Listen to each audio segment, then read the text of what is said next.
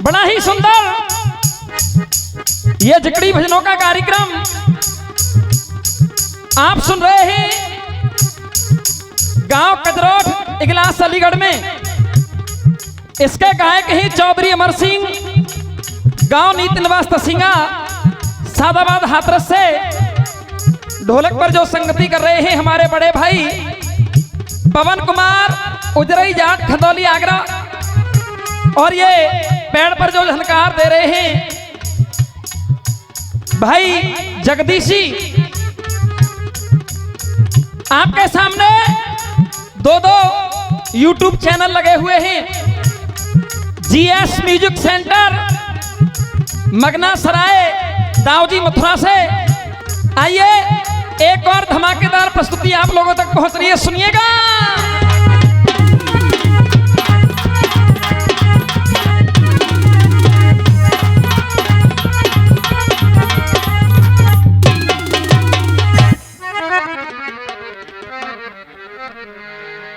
परमादरणीय मंच पर विराजमान हमारी कमेटी के मेंबर, पधारे हुए जितने भी प्रांगण में जिकड़ी के प्रेमी श्रोता, संगीत के प्रेमी श्रोता, मेरे बुजुर्ग नौजवान साथी,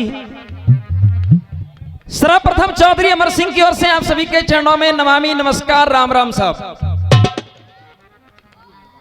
आदरणीय महान भावों, आपके मध्य में बहुत ही अच्छे अच्छे कलाकार अपनी अपनी प्रस्तुति देते हुए जा रहे हैं। मैं तो बहुत छोटा कलाकार हूं, उनकी चरणों की रज के बराबर भी नहीं, लेकिन कहते हैं कवियों की कविताएं और गायकों की गायकी अलग अलग हुआ करती है। क्षेत्र रसियाबाजी का है, कार्यक्रम जिकड़ी का है। जिकड़ी के यहां पर कलाकार बुलाए गए हैं। रसिया तो यहां पर अक्सर करके होते ही रहते हैं, लेकिन शायद जिकड़ी पहली बार हो रही है, इसलिए लोगों की समझ में भी कम आ रही है। लेकिन अगर आप कोशिश करेंगे, समझेंगे, तो हो सकता है आपके समझ में भी आए, और इसी प्रकार हर वर्ष ये कार्यक्रम भी चलता रहे। मैं निवेदन करूंगा, आप अगर शांति से प्रेम से श्रवण करेंगे तो बड़ा आनंद आएगा। जिकड़ी एक ऐसी विधा है जिसको बैठ करके हमारी माताएं, बहनाएं, बुजुर्ग, बच्चे, नौजवान साथी सभी सुन सकते हैं। लेकिन रसियाबाजी में हमने देखा है अक्सर करके गाने वाले अच्छी बातें भी गाते हैं, लेकिन बकवास गाने वाले ज्यादातर बकवास ही गाते हैं। इसलिए उसको सुनने के लिए हमारी माताएं, बहना नहीं आ सकती, छोटे छोटे बच्चे नहीं आ सकते, और कुछ लोगों को वो बकवास अच्छी भी नहीं लगती। लेकिन जिकड़ी में वास्तविक हमारे समाज में जो कुरीतियां फैली हुई हैं, हमारे बुजुर्ग, जो हमारा इतिहास है, जो महाभारत की कथाएं हैं, वो इस जिकड़ी के माध्यम से आप लोगों तक पहुंचाई जाती है। आइए निवेदन करूंगा, देखिए हर तरह का गायक होता है, कोई हंसाने वाला होता है, कोई रुलाने वाला होता है, कोई वीर रस गाता है, कोई करुणा रस, कोई हास्य रस। अपनी अपनी कला है। इस जनता को समझाना, समझना बड़ा कठिन होता है। कोशिश करेंगे आपके दिल को छूने की। आइए, आपके क्षेत्र का ही बच्चा हूं, सुनिएगा। अभी आपके समक्ष हमारे भूपेंद्र शर्मा जी, जो कि मालोनी भरतपुर से, राजस्थान से चल करके आए, बहुत सुंदर कार्यक्रम आपके समक्ष रख करके गए। हमारे परम मित्र हैं, बहुत अच्छी जिकड़ी गाते हैं, बहुत अच्छे कलाकार हैं। आइए सुनिएगा। कवि ने कलम को उठाया, 4 पंक्तियों में लिख दिया। भैया जी क्या लिखा है, गौर दीजिएगा।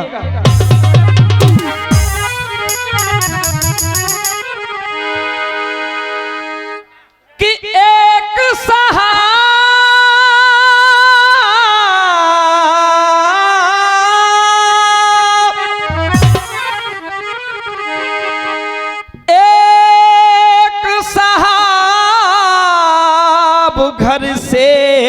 चले तो नजर अंधे पर पड़ी, एक हाथ में लकड़ी थी, उसके दूजे हाथ में बंधी घड़ी। जब साहब ने सूरदास जी को देखा कि एक हाथ में लकड़ी है, दूसरे हाथ में घड़ी बंधी है, पूछा एक बात पूछूं सूर जी, और क्या वो बता दी जाएगी? तुम आंखों से तो अंधे हो, घड़ी किस काम त्यारे आएगी? पूछा ये घड़ी किस काम आपके आएगी? तो सूरदास जी ने जवाब दिया, सुन बेटा, तू भी खुदा का बंदा है और मैं भी खुदा का बंदा हूं, पर तू अकल से खारिज है तो मैं आंखों से। तू इस घड़ी की बात छोड़, सुन, क्या तू इस घड़ी की बात छोड़, ये तो हटा ली जाएगी, पर उस घड़ी को याद कर वो कैसे टाली। आइए चंद पंक्तियां आपके समक्ष रखने के लिए जा रहा हूं, क्योंकि कहते हैं गाने वाले का एक कर्तव्य होता है, एक धर्म होता है कि अपने समाज में एक अच्छा संदेश दे। गीत कोई भी हो, गाने का अपना अपना तरीका होता है। हर कथा, हर गीत, हर प्रसंग आपका सुना हुआ है, लेकिन किस तरीके से सुनाएगा गाने वाला, वो अलग अलग तरीका है। आइए सुनिए क्या लिखा है। फिल्मी दुनिया वालों ने गीत गाया, मोहब्बत है क्या चीज,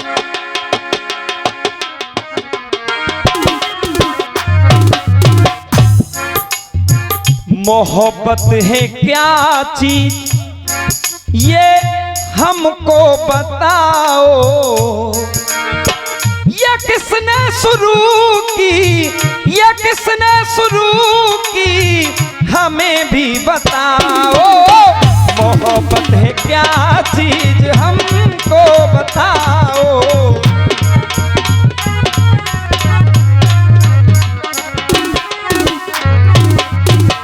अब सुनिए, आप देख रहे हैं हमारे समाज में आजकल जब पता चलता है कि गर्भ में एक कन्या पल रही है, तो लोग उसका पतन करवा देते हैं, मरवा देते हैं। क्यों? क्या लड़कियां किसी से कम हैं? लेकिन कभी एक संदेश दे रहा है, क्या कह रहा है, सुनिए। रोक भ्रूण हत्या पर, रोक भ्रूण हत्या पर मिलके लगाओ, रोक भ्रूण हत्या पर मिलके लगाओ, बेटी बचाओ तुम और बेटी बचाओ तुम और बेटी पढ़ाओ, रोक भ्रूण हत्या पर मिलके लगाओ।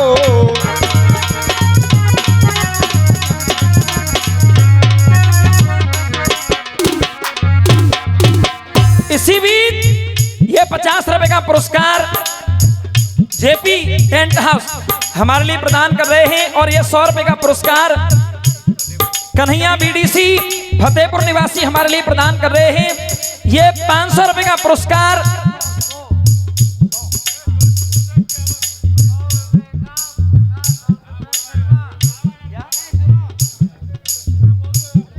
ये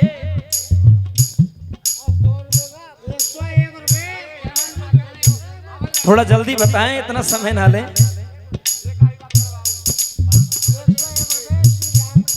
श्री राम प्रसाद जी दूध वाले 100 रुपए का पुरस्कार दे रहे हैं। पुत्र चंद्र प्रधान जी, जी बहुत बहुत धन्यवाद। बंधुओं गौर दीजिए, कहा है बेटा बेटी एक को बराबर, अरे बेटा बेटी एक को बराबर, और ये नियति हमें सिखाती है, और ये नियति हमें सिखाती है, जिस रास्ते से बेटा आता है कोई उसी से बेटी आती है, लेकिन बेटे को हर सुख सुविधा है, बेटी कष्ट उठाती है। कि ये बेटे को हर सुख सुविधा है पर ये बेटी कष्ट उठाती है, और ये बेटी कष्ट उठाती है, और कहीं भेंट दहेज की चढ़ती है, कहीं गर्भ में मारी जाती है, कहीं भेंट दहेज की चढ़ती है, कहीं गर्भ में मारी जाती है।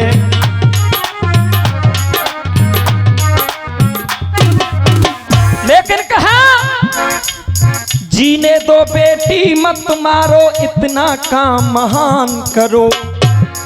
अरे जीने दो बेटी मत मारो, इतना काम महान करो। क्यों? क्योंकि रूप लक्ष्मी का है बेटी, बेटी का सम्मान करो। बेटी महकाती घर आंगन, तुम बेटी का ध्यान धरो। बेटी महकाती घर आंगन, तुम बेटी का ध्यान धरो। और अगर आने वाली पंक्तियां आपके दिल को छू जाए, पसंद आए, ये 100 रुपए का पुरस्कार गेंदालाल प्रधान जी कजरोठ निवासी प्रदान कर रहे हैं। बहुत बहुत धन्यवाद। केवल तालियों का प्यार चाहूंगा, सुनिए। बेटी महकाती घर आंगन, तुम बेटी का ध्यान धरो। 100 रुपए का पुरस्कार डॉक्टर पीतम्बर जी हमारे लिए प्रदान कर रहे हैं, सिकुर्रा वाले। बहुत बहुत धन्यवाद। बेटी महकाती घर आंगन, तुम बेटी का ध्यान धरो।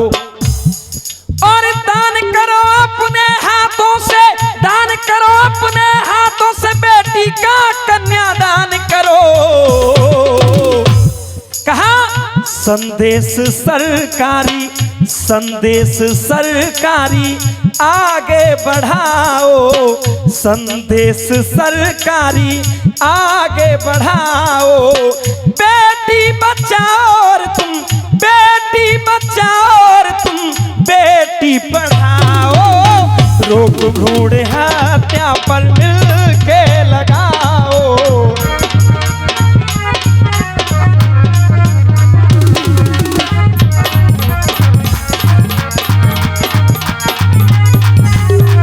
बेटी पढ़ाओ, बेटी पढ़ाए।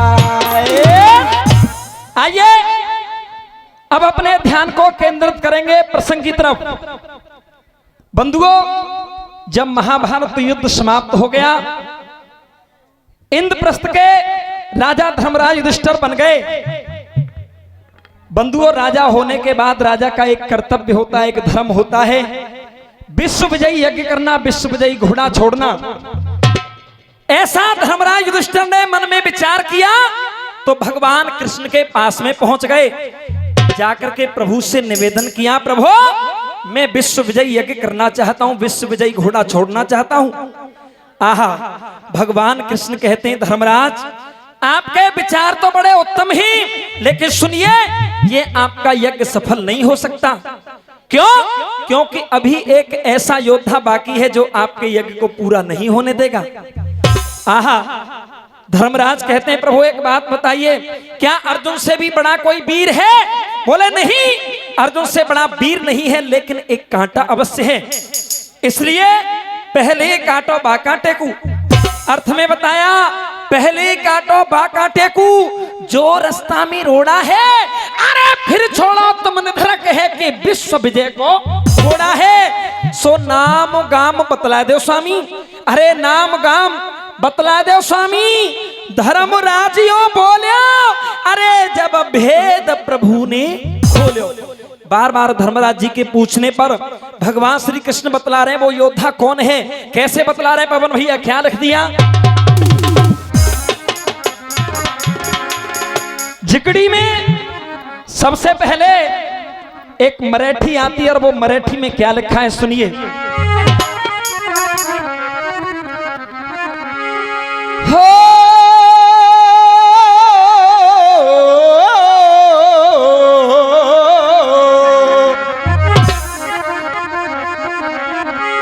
अरे झांसी और भूप कैद कर राखे,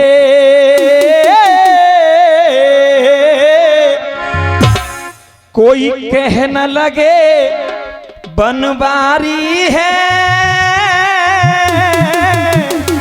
और सुनिए, और बाके बल को, अरे कोई बाके बल को और दे पार नहीं, वो जरासंध बलधारी है।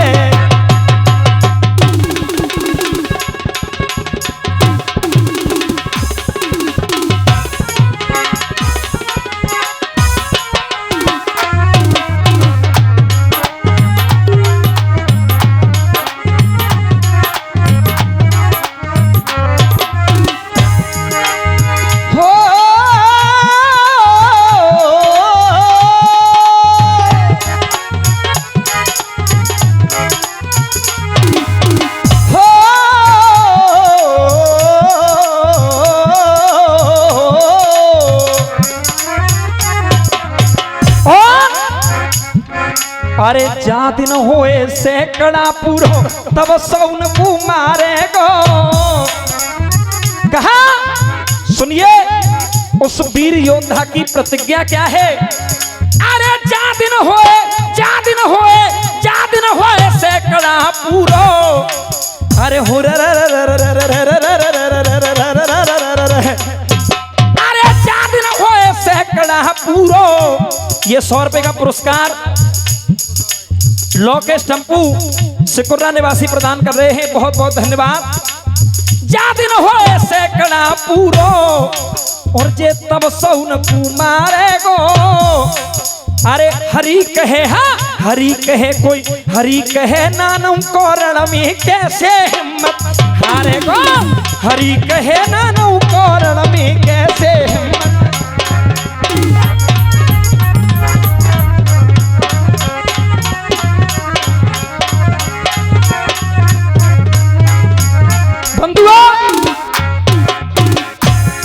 इस सिकड़ी में कथा के साथ साथ कुछ उपदेशक बातें भी बताई जाती हैं। कवि लिख रहा है, हेरे बदल गया जमाना लोग हो यार ना रहा। बदल गया जमाना लोग हो यार ना रहा। माँ के जाए, माँ के जाए, माँ के जाए भाइयों में प्यार ना रहा। अरे माँ के जाए भाइयों में।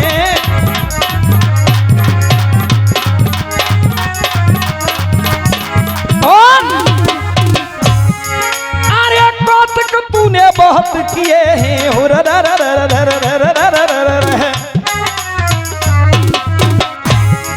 अरे कौतक तूने बहुत किए हैं और अपनी भरी जवानी में।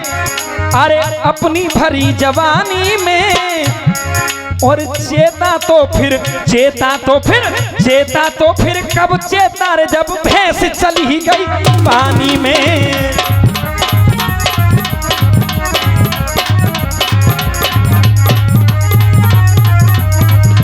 और कहा ये हरस हवस की मंडी है।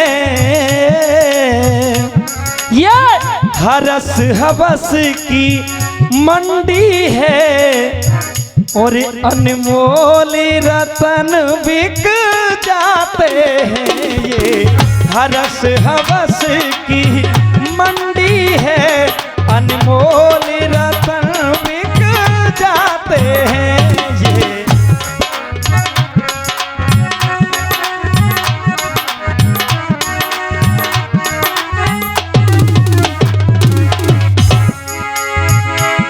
ये की मंडी है, अनमोल रतन बिक जाते हैं और चांदी के खनकते सिक्कों पर शायर के शकुन बिक जाते हैं। ये हरस हवस की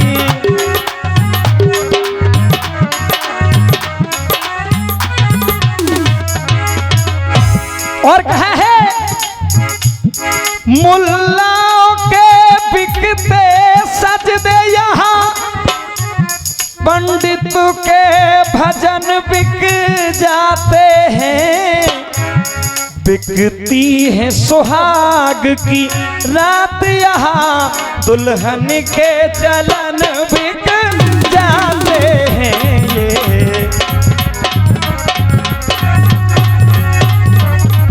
अनमोल रतन